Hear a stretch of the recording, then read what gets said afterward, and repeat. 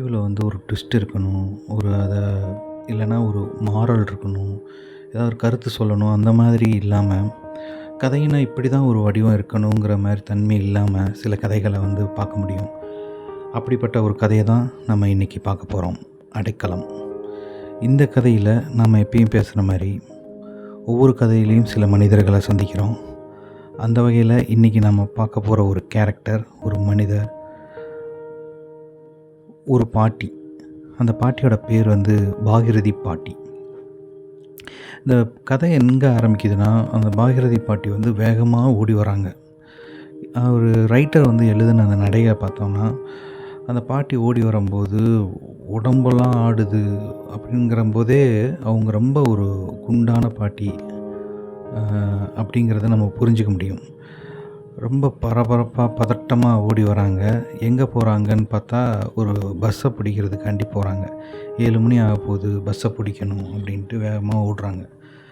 இந்த கதைய வந்து ஒரு ஒரு ஒரு பக்கம் தான் ஒரு ஏதாவது சொல்ல வர மாரி இருக்கும். மீதி எல்லாமே அந்த காட்சிகள வந்து நம்ம கண்ணு முன்னாடி ரைட்டர் வந்து கொண்டு வந்துருவாரு. எப்படின்னா, அந்த பாட்டி ஓடி வர்றதும், அந்த காலையில 7 மணி போல பெரிய எந்த ஒரு கூட்டமும் இல்லாதனால, அந்த பாட்டி வேக வேகமா ஓடி வர்றது நெறையா பேத்துக்கு தெரியாது.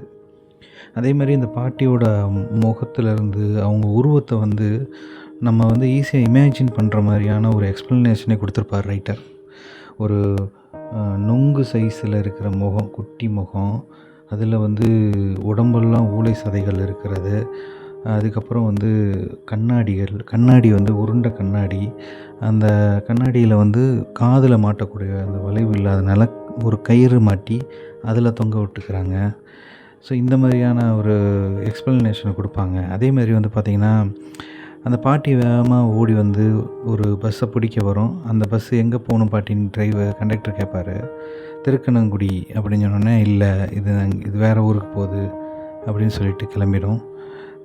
அடுத்த வண்டி எப்போ வருதுன்னு சொல்லிட்டு வாங்கிட்டு, "எதுக்கு இங்கே நின்னுட்டுருக்கீங்க? ஓரமா உட்காருங்கன்னு" சொல்லுவாங்க. ஸோ அந்த பாட்டி வந்து அவங்களோட பொருட்கள் எல்லாத்தையும் எடுத்து ஓரமா வைப்பாங்க. அந்த பொருட்களை எடுத்து வைக்கிற அந்த காட்சியே பார்த்தீங்கன்னா, ரைட்டர் எப்படி எழுதியிருப்பார்னா, அந்த கூடையில இருக்கிற பொருட்கள வந்து அழகா சொல்லியிருப்பாரு. "செண்பகராமன் புதுக்கீரை தண்டு ஒரு கூடை நிறைய." ஸோ இது ஏதோ ஒரு செண்பகராம புதூருங்கிற அந்த இடத்துல வந்து கீரை வந்து ரொம்ப ஃபேமஸா இருக்கலாம். அதையும் அதில மென்ஷன் பண்றாரு. அதை ஈரத்துணி போட்டு மூடி கட்டியிருந்தால், ஒரு பெரிய டப்பா, அதற்கு மூடியும் பூட்டும் இருந்தது. துணி மூட்டை இருக்கு. புடவைகள் 2 இணை சேர்ந்த பாம்புகள் மாதிரி முறுக்கிக் கொண்டு ஒன்றை ஒன்று பார்த்தபடி நின்றன. மாஜி வெள்ளை நிறம், ஒரு அரிவாள் மணை, புத்தம் புதுசு. மணைக்காம்பு மஞ்சள் மஞ்சள் என்று அரிவாளை பழந்துணியால் கட்டியிருப்பது சக பிரயாணிகளுக்கு திருப்தி தரும் விஷயம் அப்படின்ட்டு அந்த இடத்துல அழகா அந்த பாட்டியை வச்சிருக்கிற கூடைக்குள்ளே இருக்கிற ஒவ்வொரு பொருளையும் சொல்லும்போதே நமக்கு ஒரு இமேஜினேஷன் வருது. ஸோ இந்த கதை எல்லாமே காட்சிகளாக வந்து நிரம்பியிருக்கு. அந்த பாட்டி ஓடி வர தெருக்கள்லேருந்து அந்த சக பயணிகள், அதாவது அந்த இடத்துல ஒரு குதிரை வண்டிகள்லாம் அப்போல்லாம் இருக்கும். அந்த குதிரை வண்டிகள் வந்து ஒரு கோச் மாதிரி இருக்கும். டப்பா மாதிரி இப்படி வளைஞ்சிருக்கும். அதில் தான் உள்ளே உட்காந்து பயணிகளும் குதிரைக்காரரும் உட்காந்துருப்பாங்க. அந்த வண்டி கிராஸ் பண்ணி போகும்போது குதிரை வண்டிக்காரன் வந்து அந்த கோச்சில் படுத்திருப்பாங்க. அதில் வந்து ஒரு அம்பு மாதிரி வளைஞ்சு படுத்திருக்கிறாருங்கிறத வந்து சொல்லும்போதே அப்படியே ஒரு அந்த காட்சி கண்ணு முன்னாடி கொண்டு வராங்க பாருங்களேன். அதான் அதோட பியூட்டியே. ஸோ வந்ததுக்கப்புறம் என்ன ஆகுது அப்படிங்கிறப்ப, அங்கே உட்காந்துருக்கும்போது அவங்களோட பழைய ஃப்ளாஷ்பேக் ஒன்று தோணுது. அவங்க பொண்ணும், பேத்தி இந்த மாதிரி நினைவுகள் வருது. அவங்க வந்து டெல்லிக்கு போய் அவங்க குடும்பங்கள பார்த்தது, இந்த மாதிரி நினைவுகள் வருது. இப்படி நின்னுட்டுருக்கும்போதே பக்கத்தில் ஒரு பொண்ணு நிற்கிது. கன்சீவ் ஆன பொண்ணு. ஸோ அதை பார்த்து அவங்க இமேஜின் பண்ணுறாங்க. அவங்க வந்து அவங்க பொண்ணா கருதி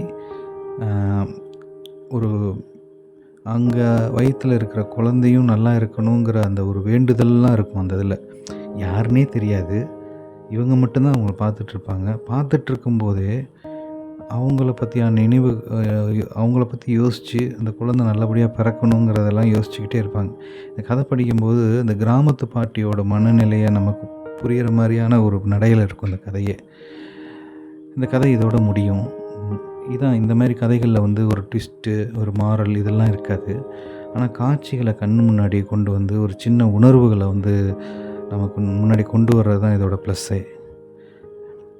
இன்றைக்கி நாம் பார்த்த பாகிரதி பாட்டி, இன்றைக்கு நாம் பார்த்த மனிதர்.